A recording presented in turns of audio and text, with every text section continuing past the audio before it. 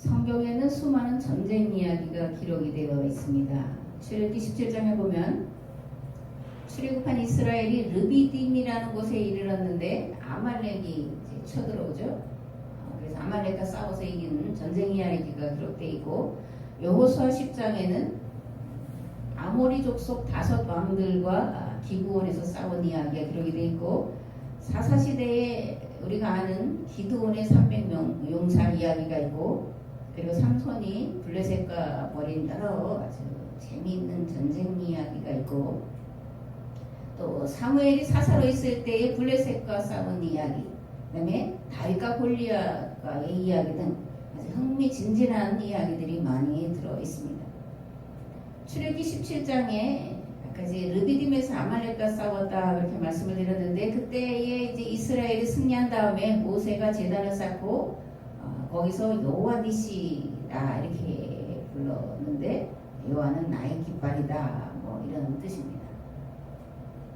그러면서 여호와께서 맹세하셨다 이렇게 모세가 말해요. 여호와가 아말렉과 더불어 대대에 싸우시겠다 이렇게 약속을 하셨다는 거예요. 여호수아 10장에는 그 아모리 족속 5 왕들과 싸웠는데, 이 날에 유명한 여호수아의 말이 있습니다. 달아 머물러라, 태양아 머물러라. 그랬더니 태양이 종일토록 내려가지 않았다. 그렇게 기록이 되어 있고, 여호와께서 사람의 목소리를 들으신 이 같은 날은 전에도 없었고 후에도 없었나니 이는 여호와께서 이스라엘을 위해서 싸우셨다 이렇게 기록을 하고 있습니다. 또 사무엘상 17장에는 다윗이 골리앗과 싸우러 나가면서 이렇게 외칩니다. 너는 칼과 창과 단창으로 내게 나오거니와 나는 만군의 여호와의 이름 곧 내가 모욕하는 이스라엘 군대의 하나님의 이름으로 내게 나아간다.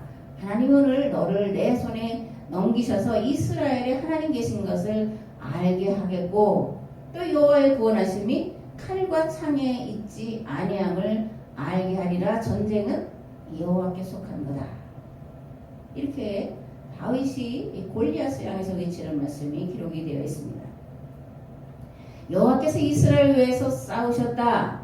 여호와가 아말렉과 더불어 대대로 싸우리라. 전쟁은 여호와께 속한 거다. 이게 무슨 뜻일까요? 왜 전쟁이 여호와께 속했나? 왜 여호와께서 이스라엘과 싸우시나? 왜 여호와는 아말렉과 더불어 대대 아말렉이라고 하는 아말렉이 없어질 때까지 싸우시겠다고 자신의 이름으로 맹세를 하실까? 하나님의 전쟁 또는 거룩한 전쟁이라는 말이 이제 성경에 들어가 있습니다. 하나님이 개입하시는 전쟁을 거룩한 전쟁이다, 여호와의 전쟁이다 이렇게 말을 하는데, 하나님이 개입하시는 전쟁에 공통점이 있습니다. 뭐냐면 막강한 군사력을 바탕으로 전쟁이 임하는 게 아니라 전쟁과는 상관없는 것들을 가져다가 이제 이기게 하시는 거예요. 그래서 만군의 여호와다 뭐 이렇게 이제 말씀하는데, 그 말은 뭐냐면 우주 만물 모든 것들을 들어 쓰셔서 여호와의 전쟁을 이기게 하신 하나님이다. 창조주가 이제 그런 고백입니다. 그래서 하나님이 개입하신 전쟁에 많이 사용되는 게 뭐냐면 천둥, 번개, 우박, 그리고 풍선. 그래서 자중질환을 일으켜서 스스로 패하게 하는 것이 하나님의 전쟁의 방법 중에 대부분의 방법이에요. 하나님이 전쟁을 좋아하실까? 만군의 여호와 대대로 아말렉과 싸우리라 그런 것을 문자로만 생각을 하면은 하나님이 전쟁을 좋아하시는 분인 것 같아요. 또 여호수아서를 보면 정말 전쟁의 신인 것 같이 기록이 되어 있습니다. 하나님이 전쟁에 개입하시는 게 맞아요. 그런데 하나님이 전쟁에 개입하시는 데는 분명한 목적이 있습니다. 모든 전쟁에 다 개입하시는 게 아니에요. 그리고 말씀드렸듯이 기상천외한 방법으로 이기게 하셔요. 칼과 창으로 군사력으로 이기게 하시는 것이 아니라 자연 만물들을 통해서 또는 스스로 안에 있는 탐욕을 일으켜서 전쟁을 이기게 하시는 것이 하나님의 방법입니다. 하나님은 전쟁을 기뻐하지 않으시고 엄밀히 말하면 전쟁을 용납하지 않으시는 분이에요. 그런데 우리가 알다시피 인류의 역사가 시작된 이래로 전쟁이 없었던 적은 단 한 번도 없었습니다. 특히 고대로 갈수록 전쟁이 빈번했는데 그때의 전쟁은 침략과 약탈 전쟁이라는 거예요. 그리고 이런 전쟁의 목적은 먹거리를 확보하기 위해서, 또 물자들이 부족한 시대니까 물자들을 확보하기 위해서, 그리고 사람들을 잡아다가 노예로 삼거나 노예로 팔아서 자기들의 부를 극대화하기 위해서 침략과 약탈 전쟁이 고대에는 빈번히 일어났던 것을 볼 수가 있습니다.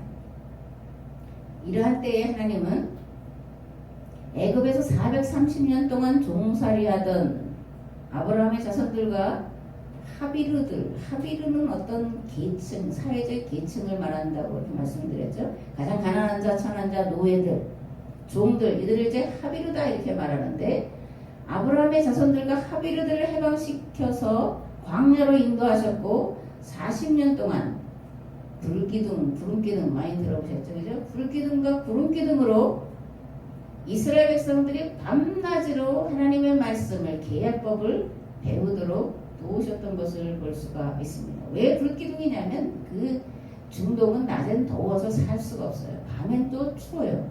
그러니까 낮에는 구름으로 햇빛을 가려서 시원하게 하고 밤에는 불기둥으로 따뜻하게 해서 밤낮으로 하나님의 법을 배우고 몸에 이제 새기도록 그렇게 가르쳐 놓으시고, 그렇게 됐을 때 이제 가나안 땅으로 들여보내신 것을 우리가 출애굽기, 민수기, 레위기, 신명기를 통해서 볼 수가 있죠. 하비루 해방 전쟁을 시키시려고 이스라엘을 40년 동안 광야에서 훈련시키신 것이고, 그 전에는 430년 동안 하비루의 삶을 살게 하셨다는 거예요. 하비루 해방법, 그거를 다시 말하면, 다른 말로 하면 계약법이다. 계약법을 의역하면 하비루 해방법이다. 이렇게 말할 수가 있습니다. 계약법의 핵심이 안식일, 안식년 또는 면제년, 희년이죠. 이런 안식년, 희년을 다른 말로 하면 계약법이고, 이 계약법이 목적하는 것은 하비르들을 해방하는 데 있다는 거예요.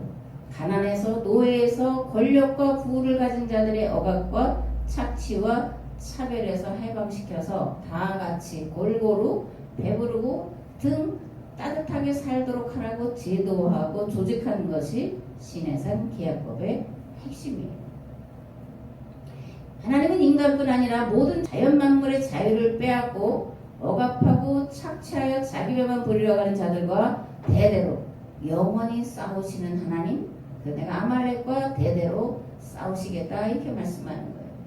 아말렉이라고 하는 것은 아말렉 족속을 말하는 것도 있지만 아말렉 족속이 가진 속성을 말하는 거예요. 남의 것을 빼앗고 강탈하고 무력으로 일삼는, 지금 뭐죠, 그 시리아 쪽에, 이란 쪽에, 이라크 쪽에 있는 그 뭐라 그러죠, 그 IS, 거기가 이제 시리아, 아람, 다메섹 이런 고대로부터 이스라엘과 전쟁 관계에 있었던 그런 민족이고, 지금도 이제 그런 것을 우리가 볼 수가 있습니다. 그런 힘과 무력으로 사람들을 괴롭히는 것, 그것을 아말렉이다 이제 성경은 대표적으로 말을 하고 있습니다. 여호수아 7장에 가면은 아이성 전투 이야기가 나와요. 아이성 전투 전에 무슨 이제 전쟁을 했냐면 여리고를 해방시키는 전쟁을 했죠. 가나안 땅에 처음 들어가서 가나안 땅에 묶여있던 자들을 풀어 해방하는 전쟁이 이제 여리고 전쟁이에요.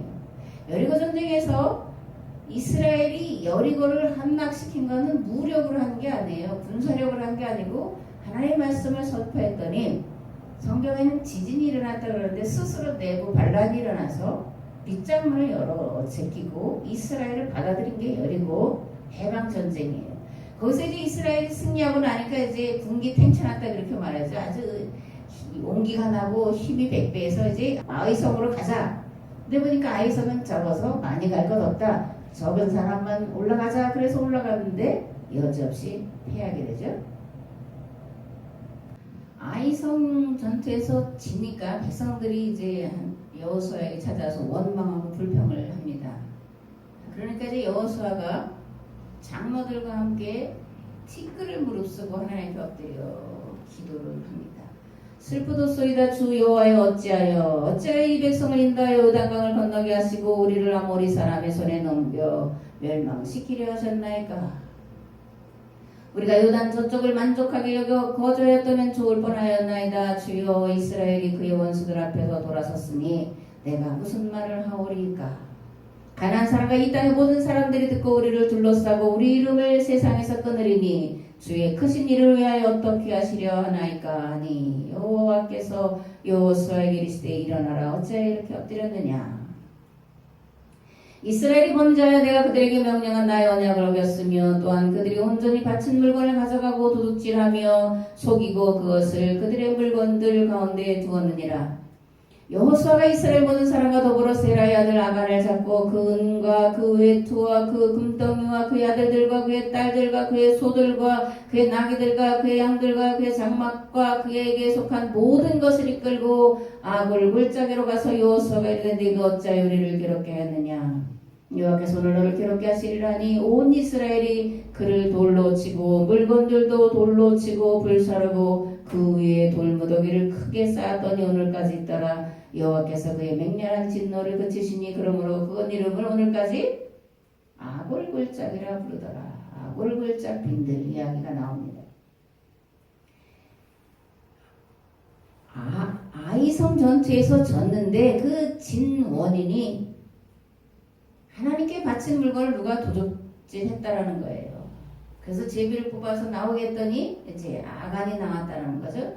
그래서 아간에게 그 죄의 대가를 물었는데 아간에게만 물은 것이 아니라 아간의 가족들과 아간의 모든 소유물들에게 전쟁에 진 책임을 묻고 있다는 거예요.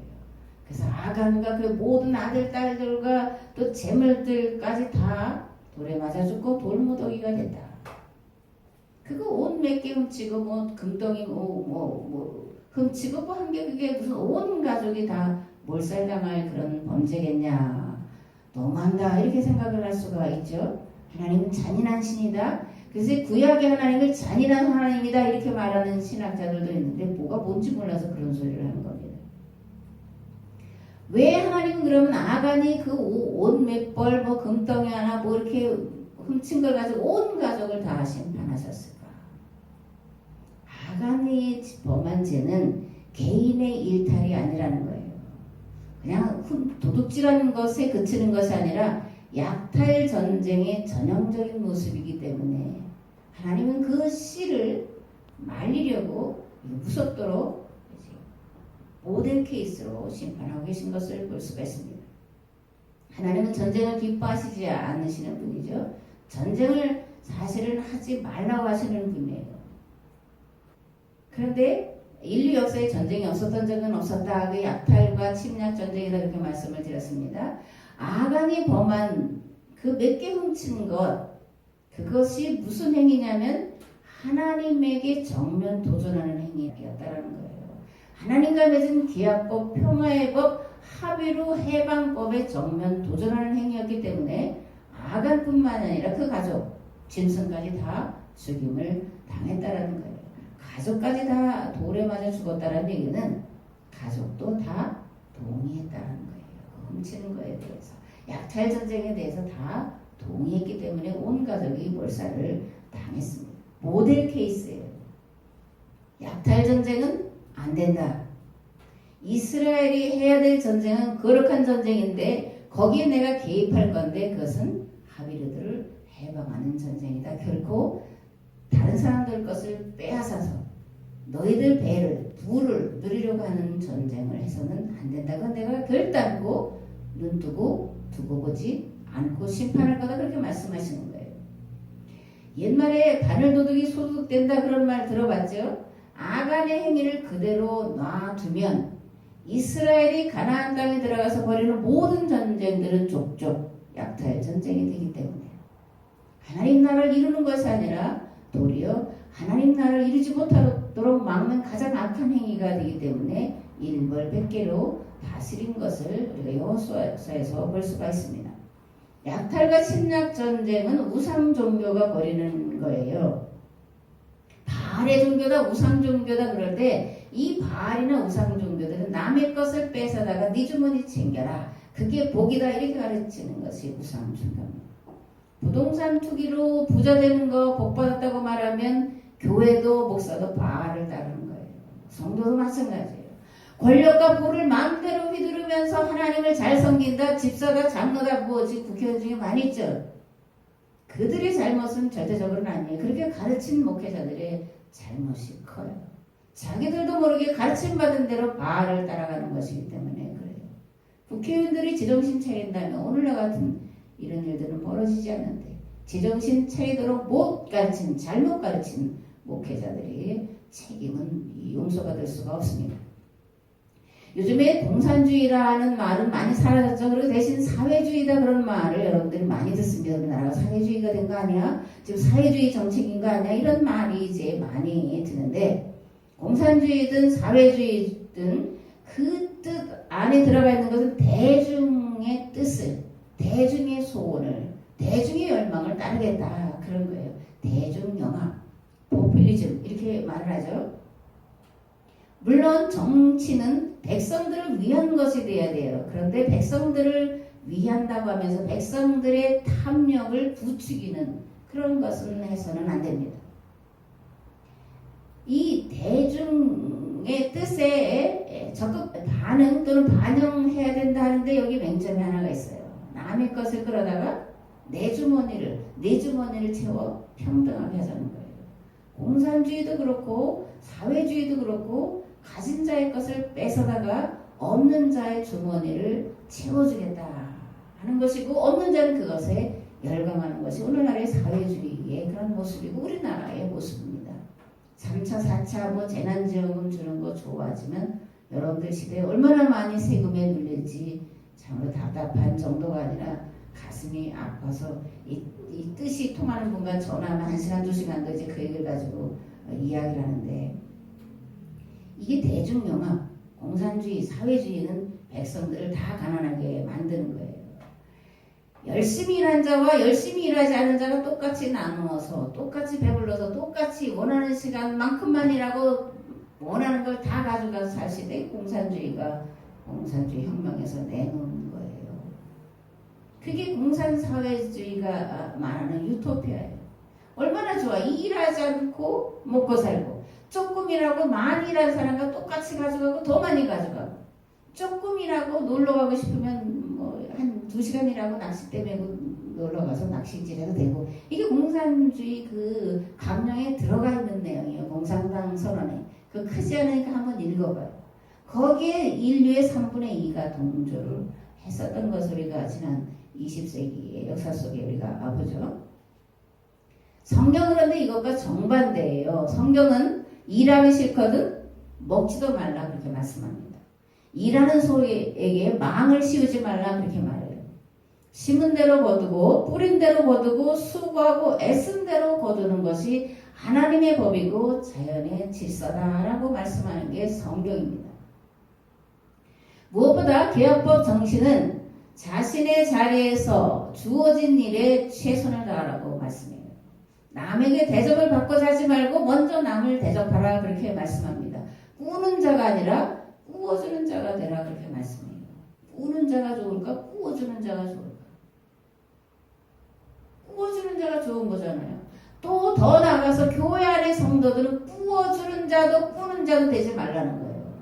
자기가 애쓰고 수고한 것으로 넉넉하게 가정을 꾸리고 자녀를 양육할 수 있을 만큼 그 공동체 안에는 부의 평등이 이루어져야 된다. 그렇게 말하는 것이 교회고 계약법이에요. 새 계명이에요. 그래서 먼저 주라 그렇게 말씀하십니다. 주면 후이되어 누르고 흔들어 넘치도록 안겨주겠다. 이게 하나님의 약속이고 계약법이고 계명인 것입니다. 아멘. 바알 종교, 바알로 갔다 바알을 섬긴다 그러는데 이 바알 종교는 뭐냐면 모든 비는 종교를 이제 바알 종교라고 그래요. 기복이다 그렇게 말하죠. 복을 비는 것. 바알 종교의 특징은 기복이에요. 복을 비는 거예요. 수고하지 않고 투기로 많은 부를 누리고 힘쓰고 애쓰지 않아도 좋은 결과를 얻고 내 것을 내어놓지 않고 남의 것으로 내 주머니를 두둑히 채우고 헌신과 희생과 수고 없이 많은 것을 누리고 살도록 비는 것이 우상 종교인데, 이런 우상 종교의 특징을 다 담고 있는 게 약탈과 침략 전쟁이라는 거예요. 그래서 하나님은 이런 침략 전쟁을 벌이는 바알의 길로 가는 자들과는 영원토록 인류의 역사가 완성되는 날까지 싸우시겠다, 그렇게 말씀하는 겁니다. 그러니까 우리가 투기를 하자 그러면 하나님과 싸우자는 얘기가 되는 것이고, 지옥 가겠다, 그런 말과 동일한 얘기라고 하는 것을 알아야 됩니다. 그래서 이런 약탈과 침략 전쟁을 부추기는 바알의 종교와의 싸움에 하나님이 개입하셔서 악을 제하시고 자유와 경제 정의와 평등 사회를 실현하도록 도우시는 것이 여호와의 전쟁이다. 그래서 거룩한 전쟁이다, 이렇게 말하는 겁니다. 교회는 무엇을 하는 공동체일까? 성도는 또 무엇을 하는 존재일까? 교회는 여호와의 전쟁을 수행하는 공동체고, 성도는 여호와의 전쟁을 수행하는 전쟁의 용사들이고, 이 시대의 평화의 마지막 보루예요. 오늘 우리의 교회가 여러분들이 그런 거예요. 많고 적으면 절대로 상관이 없습니다. 내가 여호와의 전쟁을 수행할 만한 그런 준비를 하고 있는가, 여호와의 전쟁을 치러야 된다는 생각을 갖고 있는가, 그게 문제예요. 그런 생각을 가지고 있으면 하나님은 사람의 숫자의 많고 적음이 아니라 능력이나 지식이나 지혜의 많고 적음이 아니라 그 마음을 들어쓰셔서 여호와의 전쟁을 승리케 하는 용사로 사용하시는 줄 믿습니다. 아멘. 열왕기하 6장 8절에서 23절 말씀을 봉독을 하겠습니다. 그때 아람 왕이 이스라엘과 더불어 싸우며 그의 신복들과 의논하여 이르기를, 우리가 아무데 진을 치려 하였더니 하나님의 사람이 이스라엘 왕에게 보내 이르되, 왕은 삼가 아무 곳으로 지나가지 마소서, 아람 사람이 그곳으로 나오나이다 하는지라. 이스라엘 왕이 하나님의 사람이 자기에게 말하여 경계한 곳으로 사람을 보내 방비하기가 한두 번이 아닌지라. 이러므로 아람 왕의 마음이 불안하여 그 신복들을 불러 이르되, 우리 중에 누가 이스라엘 왕과 내통하는 것을 내게 말하지 아니하느냐 하니, 그 신복 중에 한 사람이 이르되, 우리 주 왕이 아니로소이다. 오직 이스라엘 선지자 엘리사가 왕의 침실에서 하신 말씀을 이스라엘의 왕에게 고하나이다 하는지라. 왕이 이르되, 너희는 가서 엘리사가 어디 있나 보라. 내가 사람을 보내어 그를 잡으리라. 왕에게 아뢰되, 보라, 그가 도단에 있도다 하나이다. 왕이 의 말과 병거와 많은 군대를 보내매 그들이 밤에 가서 그 성읍을 에워쌌더라. 하나님의 사람의 사환이 일찍 일어나서 나가보니 군사와 말과 병거가 성읍을 에워쌌는지라. 그의 사환이 엘리사에게 말하되, 아, 내 주여, 우리가 어찌하리까 하니 대답하되, 두려워하지 말라. 우리와 함께한 자가 그들과 함께한 자보다 많으니라 하고 기도하여 이르되, 여호와여, 원하건대 그의 눈을 열어서 보게 하옵소서 하니, 여호와께서 그 청년의 눈을 여심해 그가 보니 불말과 불병거가 산에 가득하여 엘리사를 불러왔더라. 아람 사람이 엘리사에게 내려오며 엘리사가 여호와께 기도하여 이르되, 원하건대 저 무리의 눈을 어둡게 하옵소서 하며 엘리사의 말대로 그들의 눈을 어둡게 하시는지라. 엘리사가 그들에게 이르되, 이는 그 길이 아니요 이는 그 성읍도 아니니 나를 따라오라. 내가 너희를 인도하여 너희가 찾는 사람에게로 나아가리라 하고 그들을 인도하여 사마리아에 이르니라.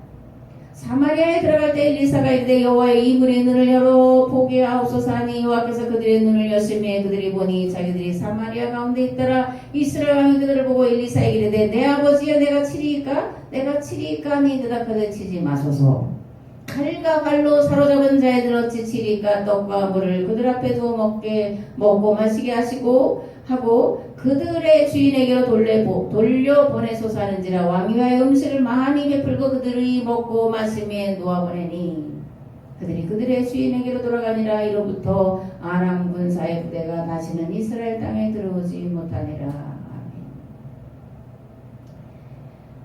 아람의 왕 베나닷이 엘리사를 죽이려고 이제 군대를 보내서 도단이라고 하는 것에 이제 엘리사가 머물렀는데 그 성을 다 이제 둘러싼 거예요. 그랬더니 엘리사의 그 사왕, 엘리사를 돕는 이 청년이 큰일 났습니다. 아람 군대가 이 성을 다 둘러쌌습니다.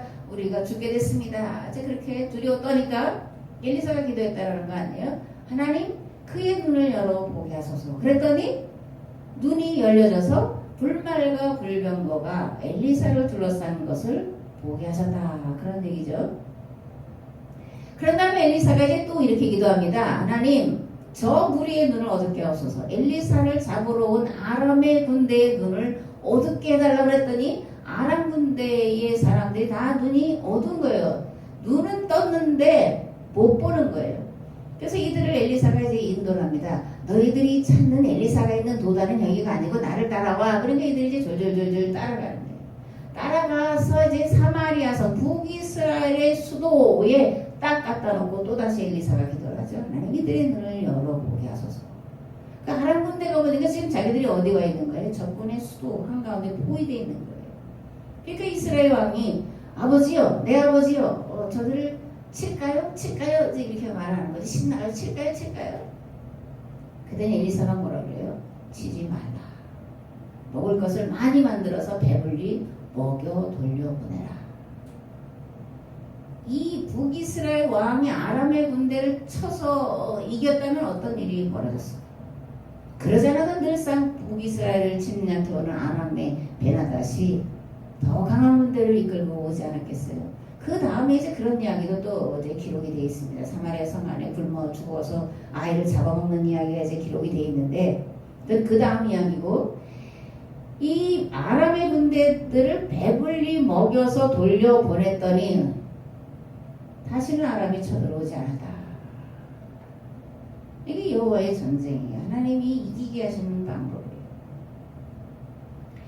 여기 이제 베나닷이 등장하는데, 이 베나닷은 누구냐면 그 나만 장군이 있을 때 그 왕이, 이제 나만이 문둥병에 고침받고 살아있는 동안은 아람을 치지 않았는데 아마 이제 나만이 죽었을 거예요. 그러니까 이제 베나닷이 다시 북이스라엘을 침략을 해온 건데, 그래서 이제 이 엘리사에 대한 이야기를 이 베나닷이 익히 알아요.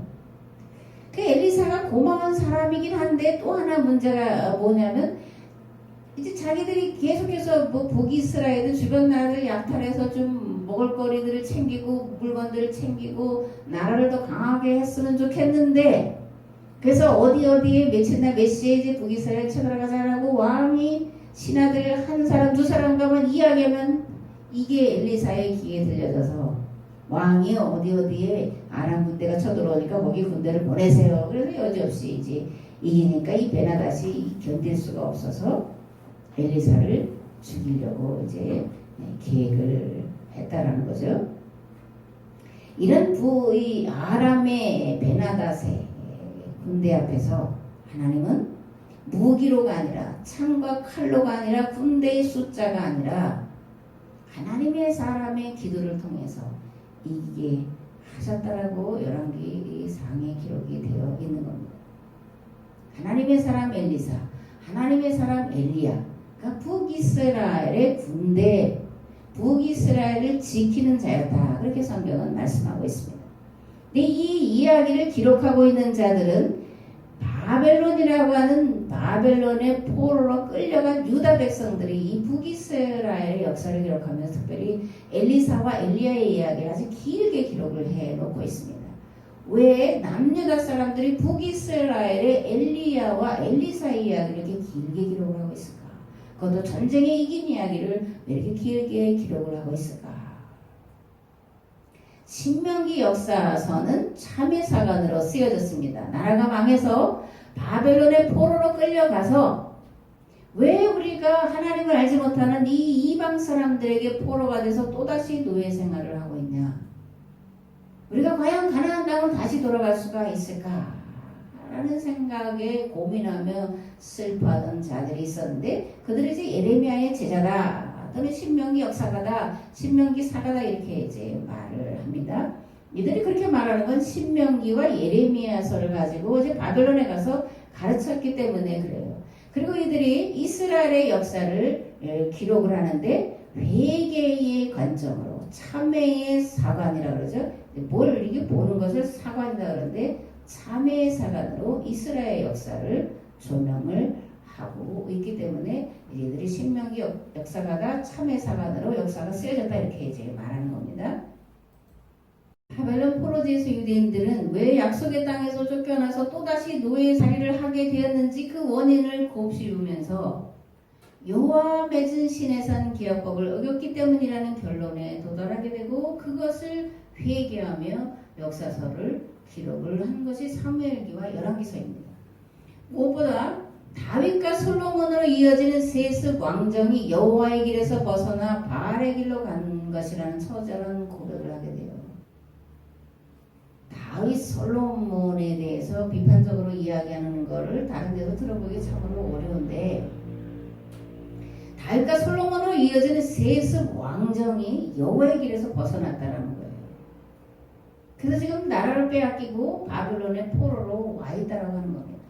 그래서 어떻게 하면 나라를 되찾을 수 있을까라고 그들이 생각하면서 자신들의 역사, 특별히 왕정기의 모습을 생각하면서 하나님의 법대로가 아니라 하나님의 법과 정반대로 갔다라고 깨닫고 고백을 하며 역사서를 기록하고 있다라는 거예요. 신명기 17장에 보면 모세가 세운 이스라엘의 왕의 제도의 특징이 있어요. 이스라엘은 나라의 특징 중에 하나는 뭐냐면 군대와 무기가 없는 거예요. 군대 조직이 없이 출발한 것이 이스라엘이에요. 이게 특징이에요. 왕이 된 자는 병마를 많이 두지 말 것이고 병마를 많이 얻으려고 애굽으로 돌아가게 하지 말 것이고 그리고 율법책을 등사해서 왕은 머리맡에 두고 항상 읽어서 여호와의 율법대로 규례대로 지켜 행하라는 것이 왕정제도의 특징이에요. 이스라엘 왕제도의 특징이에요. 사실 이렇게 하면 왕이 될 사람이 아무도 없어요. 왕 노릇을 못하니까 뭐 권세를 뭐 휘두를 수가 없으니까. 그러나 성경은 그렇게 말하는 거예요. 군사를 두지 말고 이 무기 체계를 많이 갖추지 말고 그리고 항상 하나님의 말씀을 읽어서 그 말씀대로 섬기는 왕이 되라. 그것이 모세가 세운 왕정 제도예요. 그런데 다윗과 솔로몬으로 이어지면서 이런 모세의 가르침과 정면으로 반대의 길로 갔다. 성전이다 성전이다 성전이다는 성전신앙, 제사로 하나님 기쁘게 한다고 하는 제사신앙, 이것 때문에 망했다. 이렇게 고백을 하고 있는 것을 우리가 성경에서 읽어내야 됩니다. 이스라엘이 범한 죄 몇 가지를 보면 다윗이 수많은 전쟁을 했는데 그 전쟁은 하비루들을 해방하는 전쟁이 아니라 약탈 전쟁이었다는 거예요. 정복 전쟁이었다는 거예요. 그래서 이 다윗이 죽은 다음에 솔로몬 죽은 다음에 주변 나라들이 다 일어나서 이스라엘을 침략하게 되는 그런 악순환이 계속된 것을 볼 수 있습니다.